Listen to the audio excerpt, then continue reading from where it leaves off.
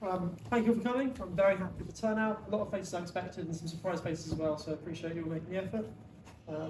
The climate crisis is currently a massive point of contention, and it is crucial that as a political party, we all have a firm understanding of the role capitalism plays in the crisis and how socialism can offer an alternative. While I'm sure that the majority of people in this room would agree with me when I say there's no permanent solution to the crisis other than replacing capitalism with another system, there are others within the climate movement who place the blame elsewhere. Some place the blame on the overconsumption of individuals, some on the size of our population, and others claim it's something fundamentally wrong with human nature. But either way, it's important that we dispel the myth that this crisis is anything other than an issue with the capitalist system. For if people are not convinced that capitalism is the root cause of the problem, then they'll come to the incorrect conclusion that we can solve this crisis without having to overhaul the entire system.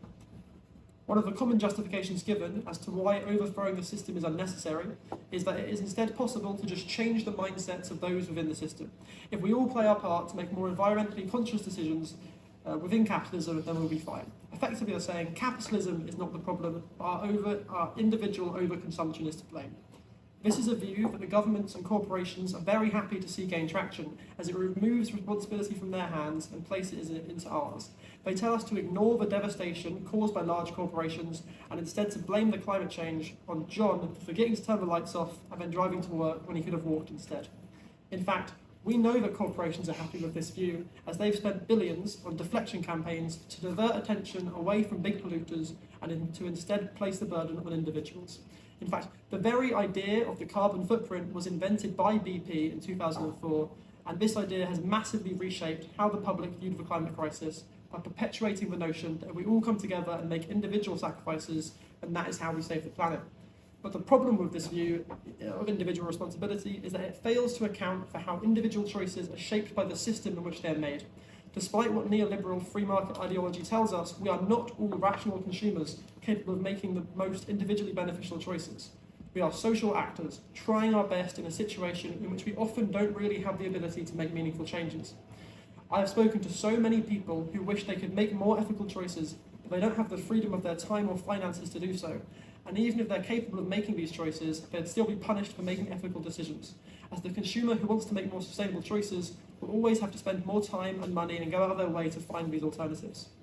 And even corporations who are trying to provide ethical solutions often have smaller margins and in the long term struggle because of the competitive nature of capitalism. As under capitalism, nothing is valued over the generation of profit.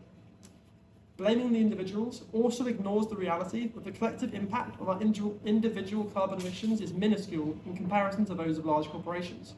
The 2020 Carbon Majors report identified 90 companies, mainly fossil fuel companies, that are responsible for 2/3 of carbon emissions.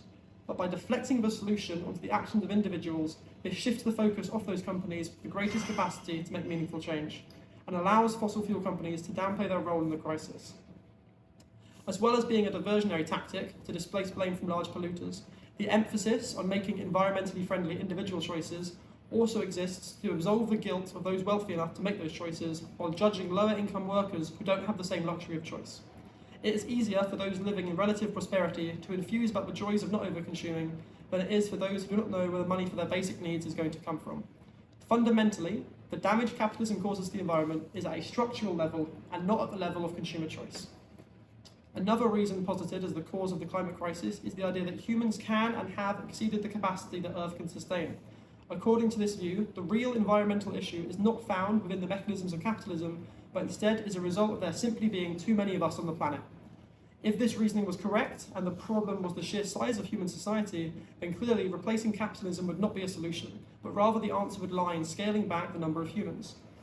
This view opens the door for terrifying eco-fascist ideas of controlling or decreasing the population by removing undesirables. But even when we ignore the link to eco-fascist ideology, this reasoning does not hold up as a justification for the climate crisis, as the reality is that the number of people on the planet is simply not a factor in our destruction of the environment. The idea that there are too many people on the planet to sustain implies that we lack the resources for this many people. But our issue is not a lack of resources, but an issue of how resources are distributed. We live in a society with rampant homelessness. While houses remain empty to preserve their perceived value, we live in a society where people are starving, not because we lack the resources to feed people, but because of how we allocate food. In fact, in the history of human society, the number of famines caused by a natural lack of food is actually rather small. Most famines are caused by intentional decisions to allocate food in a way that causes death. During the Irish potato famine of 1845 to 1851, the issue was not a lack of food in Ireland, but how the food was distributed, as demonstrated by the fact that grain was being exported out of Ireland even at the height of the famine. And the Bengal famine of 1943 was the result of intentional destruction or diversion of food to appease the war effort. Even today, while people are starving, companies such as Krispy Kremes will order their staff to destroy leftover stock as opposed to giving it away, as doing so would tarnish the perceived value of their product. This is a practice common in several other industries, including the fashion industry. And this highlights the resource inefficiency of market economies, where production is not made to meet need, but instead characterised by mass overproduction so that consumers have a constant variety of options available to them. What both these reasons for the climate crisis do is move the blame off of the systemic nature of capitalism and instead look for reasons in human nature. But equating the environmental damage caused by capitalism to human nature is an unjust conclusion. The reason why people are so adamant to find causes for the climate crisis that blame the human condition is because capitalism is so embedded in our collective consciousness that we cannot imagine human society without it. To quote from Mark Fisher's Capitalist Realism, it's easier to imagine the end of the world than the end of capitalism. Because of this capitalist realist mindset, we're collectively trapped into thinking that you cannot have humans without capitalism. And since the effect of capitalist societies has always been so environmentally harmful, this mindset makes us believe you cannot have humans without environmental destruction. But capitalist societies are not the only human societies who've had an influence on the environment. We often forget that capitalism is a relatively recent phenomenon, and the beginning of human society massively predates the beginning of capitalism. And when we look to societies that existed before capitalism, we can see how humanity can coexist with nature. Societies such as the First Nations people in the Americas or Aboriginal cultures in Australia. To assume that human influence is only capable of damaging the environment is the result of the colonial assumption that only Western capitalist societies can affect the world in a meaningful way. And by reassessing the ways in which pre-capitalist societies such as these ones have interacted with the natural world, this shows that human influence does not have to be destructive. When Western colonisers first interacted with natives, they justified dispossessing them by claiming that vast areas of open land were indicative of natives not properly utilising their land. What the colonisers couldn't comprehend was that this was instead indicative of a harmonious relationship with the earth, and this relationship was a conscious choice by the natives to live sustainably due to an understanding of our place within the ecosystem of the planet.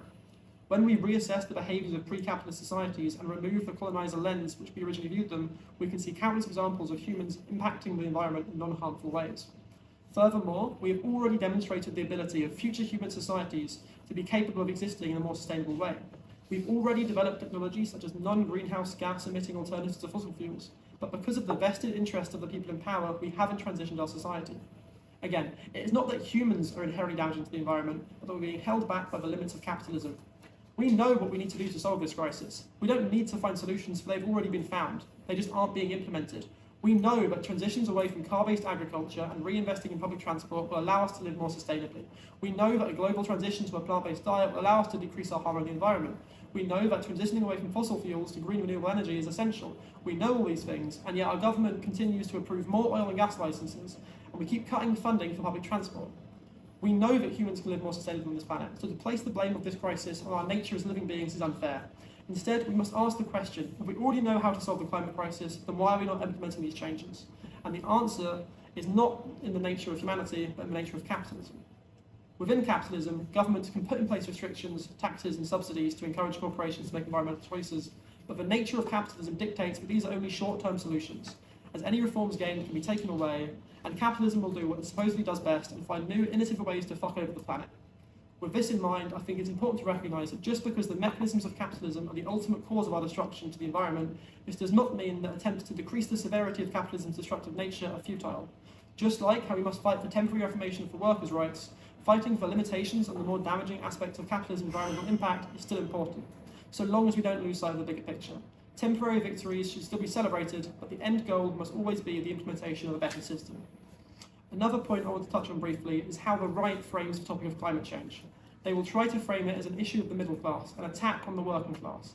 This was a constant message throughout Trump's political career and can be seen recently through Sunak justifying his new oil and gas licenses as a win for the working class and the creation of working class jobs. It is crucial that as a party, we combat this narrative and root our campaigning in working class communities. Part of our work to create a more environmentally friendly system requires us to work with unions to ensure job transitions for the workers who are working in environmentally damaging jobs. To summarise my many points in a brief and succinct way, it is important as a political party we are giving out a clear message. There is no solution to the climate crisis within capitalism. Or as I say to my friends at the pub, yes, capitalism really is to blame for everything.